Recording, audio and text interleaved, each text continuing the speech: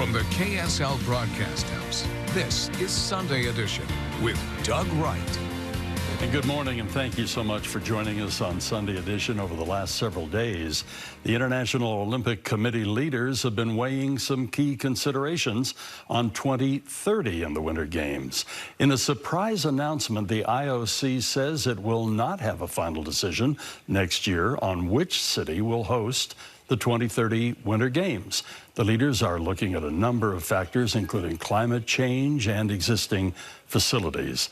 Before deciding whether the Games return to a certain place, that includes right here in the state of Utah, there are so many things to consider, and Utah's leadership for the Games, they're saying that they're ready to host, and they welcome the news. And joining me right now is the president and the CEO of the Utah Committee for the Games, Fraser Bullock. And Fraser, I was mentioning to you, over these many years now, we've talked Olympics an awfully lot, and I so appreciate you making yourself available today. First of all, give us the background. Is there any backstory on this 2030 thing? A lot of excuses and a lot of reasons are being offered. Well, Doug, it's always a pleasure to talk to you about anything Olympics. And the surprise announcement really was unexpected this week, because the normal pace that they were headed towards was toward the Games next fall for 2030. When they came out and announced it, that they would wait beyond that, most likely, my guess is 2024, they couched it in the realm of climate change. But more importantly, what I think they're doing is taking a step back strategically to look at the Olympic Games, to look at the sustainability of winter sport and how we need to address it such that we can have Winter Games in perpetuity for a long, long time. So it's a healthy step back. So we support it. We think it makes sense. Of course, it was disappointing not to have 2030 awarded, but there were some other elements of good news that came out of their announcement. What were some of the other elements that caught your attention to see the good news side of this?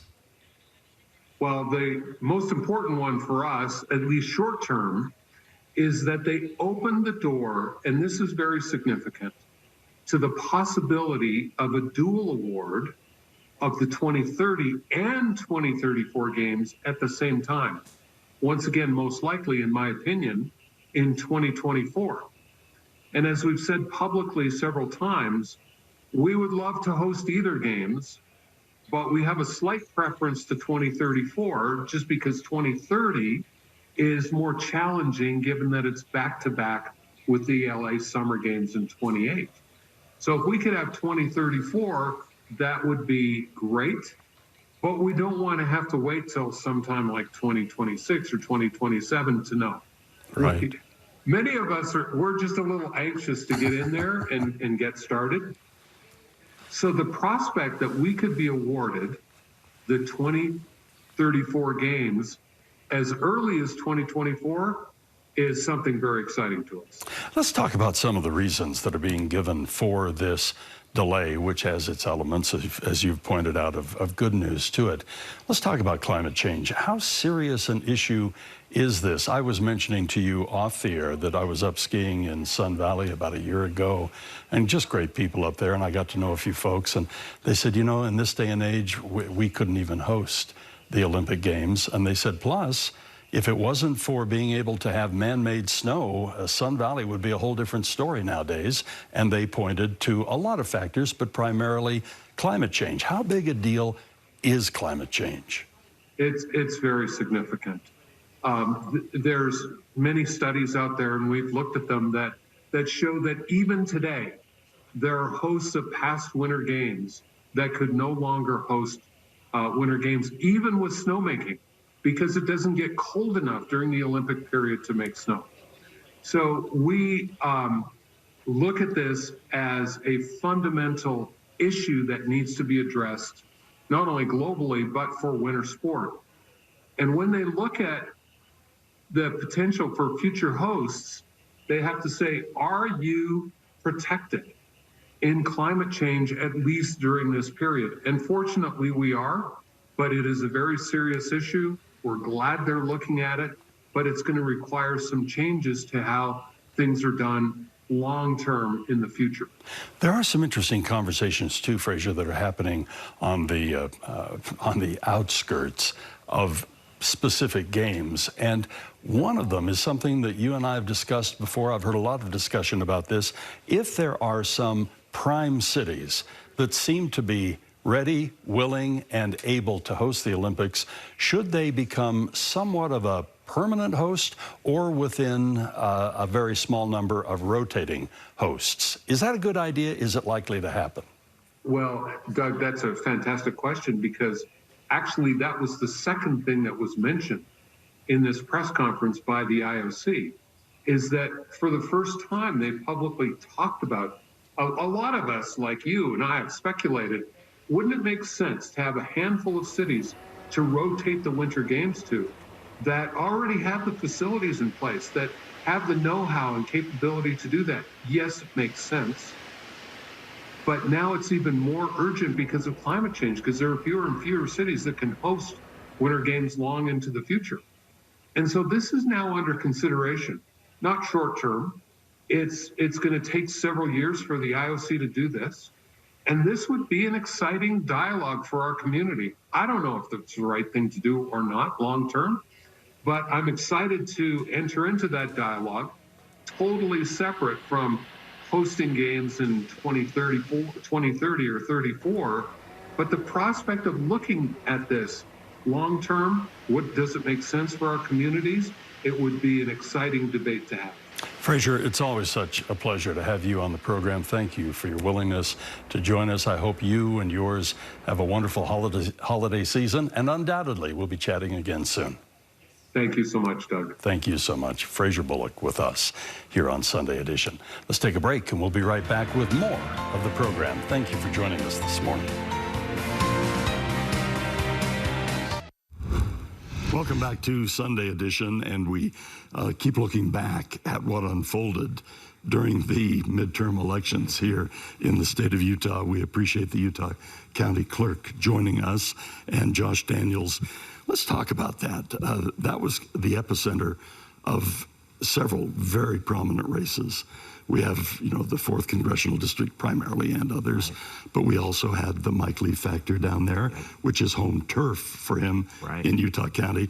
We have the situation with Bonds and especially the breakaway of Orem from the Alpine School District, which was very controversial. They appeared before our KSL editorial board. We heard a lot of comments on that. How did that affect the way the election was conducted and the length of time that it's taken to get final numbers? Yeah, great questions, Doug. We've got a little over 200,000 voters in Utah County, and right now we're at about 61% voter turnout. 95% of the voters basically mailed their vote in, with the drop box or used the post office. About 5% showed up in person. And definitely you see a driving of turnout when there's high interest in the race. Utah County in particular, we've got 2 universities, so we have a lot of students. Oftentimes, students don't vote at the same levels that maybe others do around the state. So Utah County is going to be a little lower than the rest of the state. The state's about 64% turnout. But certainly in those areas, those races certainly drove more interest. And yeah, home turf. Both candidates in the Senate race were actually from Utah County. That's right, Evan too. And Evan even dropped his ballot off at the drop box at our office one day, and there were news cameras out there. And Mike Lee often comes into one of the polling locations as well. So yeah, it was a very busy day. Lines tend to be in the 15 to 20 minute range throughout the day, just kind of a steady stream of voters. We had about 8,500 voters vote in person. Wow. When we look at the growth in the state of Utah, now per capita and percentage-wise, there are some areas that have grown even faster than Utah County, down south primarily. But as far as raw numbers, Utah County is exploding. And that's got to be a challenge for a county clerk. Oh, yeah. I mean, I've only been in office for 4 years, and in those 4 years, we've added over 30,000 registered voters in just time. That's as many people as exist in many other smaller counties throughout the state. So it has been a constant process to update voter records and to process address changes that take place as people move, and making sure that when we send ballots out that they're getting to their destination. Right. How big a factor was the breakaway initiative from the Alpine School District for Orem? And did any of the numbers surprise you?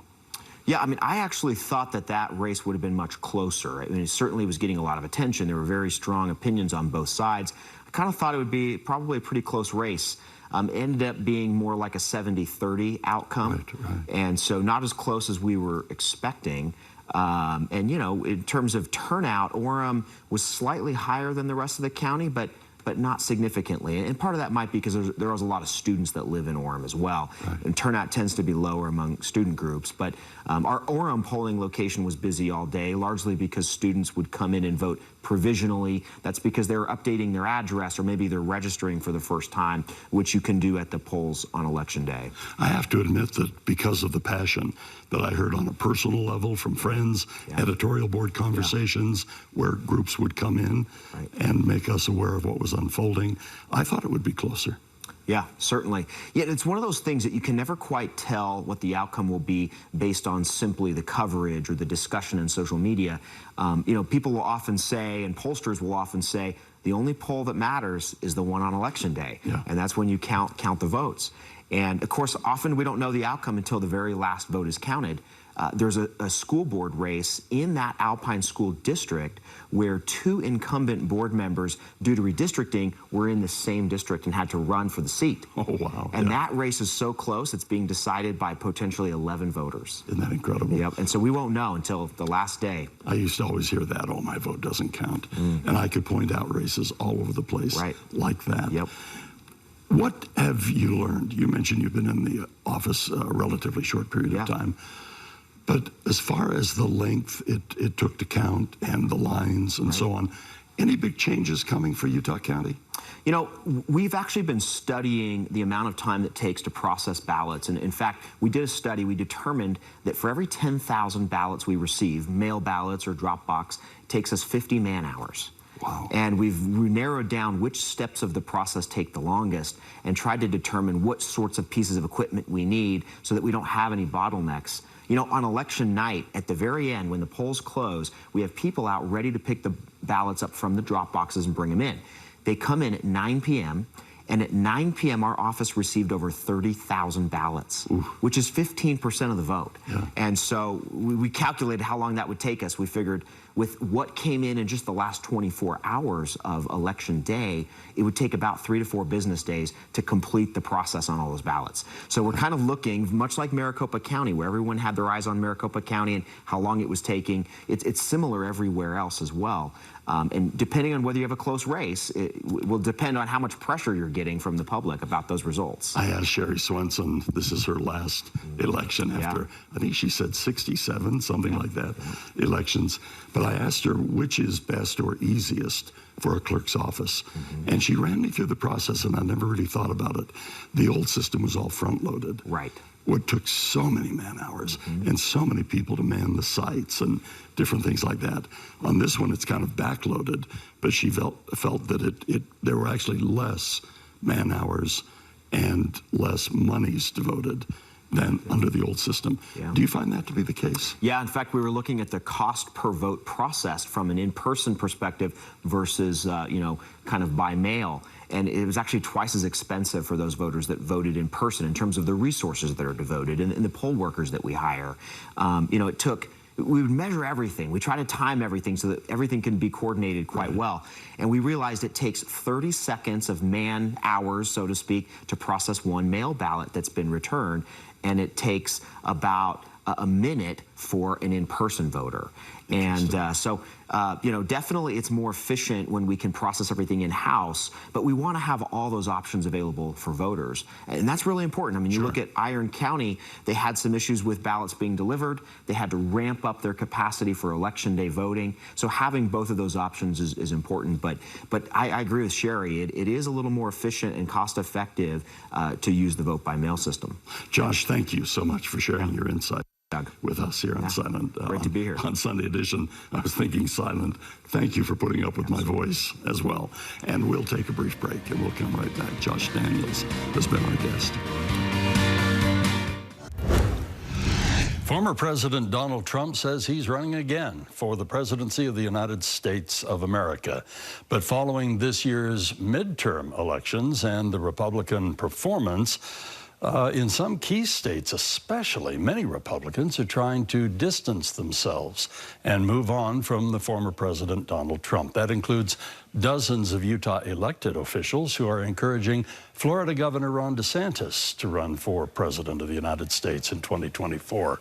One of those officials is Senator Todd Weiler, who joins me now on the program via Zoom. And first of all, Senator, thank you so much for joining us. And I'm introducing you as Senator, but I can remember the days when we were talking when you were the vice chair of the Republican Party. You've been quite a factor in Utah politics for some time now. I can remember being at several of the conventions back in Minneapolis and others. So from that perspective of somebody who has been a player within the Republican Party in the state of Utah in various roles, including that of elected senator from the state, our state senator, our local legislature, of course.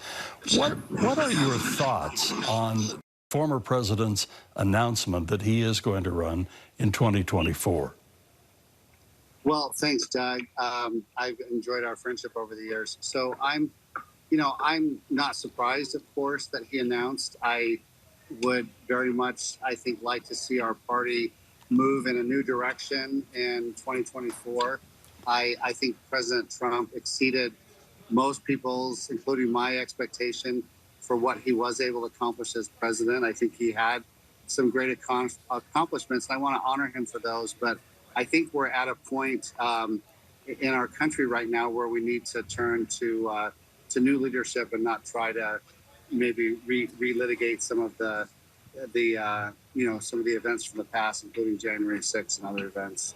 It is interesting to see how the former president has handled some of these troubling issues, and even moving in, making the announcements and so on, plus some of the things that are happening within some of the personal businesses surrounding the Trump family. You really wonder what kind of a stage that is going to set for 2024, and also the midterms. Todd, as you looked at the midterm elections, normally the party that does not have the White House really cleans up in the Senate and the House. Now, certainly progress was made in the House, but Democrats retain the Senate, at least at this point, including what has happened down in Arizona. But many people thought it should have been a much, much bigger win, and many of them are pinning that right on former President Trump. Do you? Yes, I don't think it's all Trump's fault. I think it's partially Trump's fault. And, you know, what we saw was where we had quality candidates who were not election deniers. Two that come to mind are Brian Kemp in Georgia and Ron DeSantis in Florida. They did very well. In fact, it was candidates who were election deniers and or they were not high quality candidates that Trump had recruited for the primaries where we really struggled. And I do want to remind you, Doug, and the viewers, the Republicans did better in the House than expected in 2020. So I think we picked up, an extra 7 or so House seats in 2020, and we couldn't re-win those in 2022 because we already had them. But yeah, I expected a much larger majority in the House. I also expected the Republicans to take control of the Senate.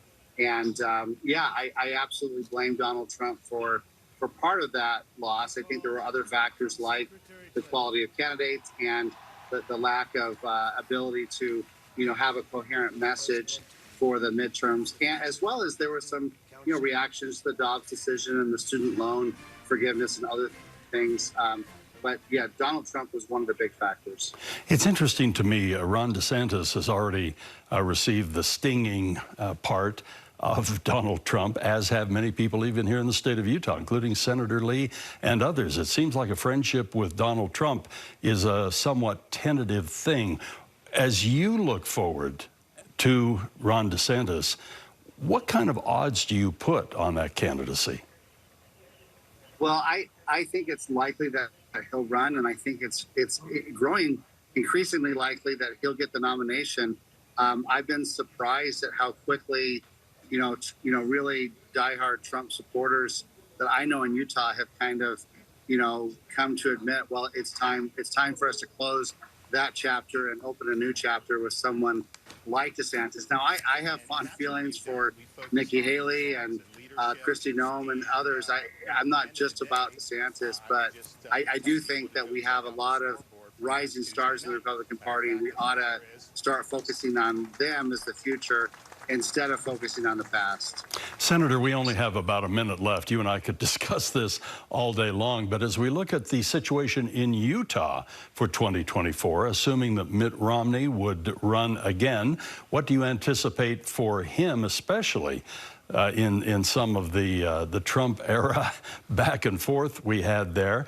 And what are you sensing as far as President Trump's popularity in the state of Utah? At one time, the numbers were kind of off the charts, and I've left you with very little time, but I thank you for being here with us today. Yeah, I think if Mitt Romney runs again in 2024, he'll get reelected. I think if Trump runs again, he's going to have his base of support. But again, I think other candidates, a lot of Utah voters are going to look to other candidates for the future of the Republican nominees in the party and the country. Yeah.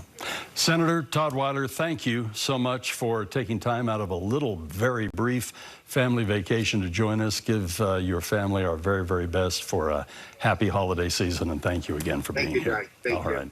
All right. We hope you've enjoyed the program today. We'll be back with you again next week, and music and the spoken word is coming up next. Thank you.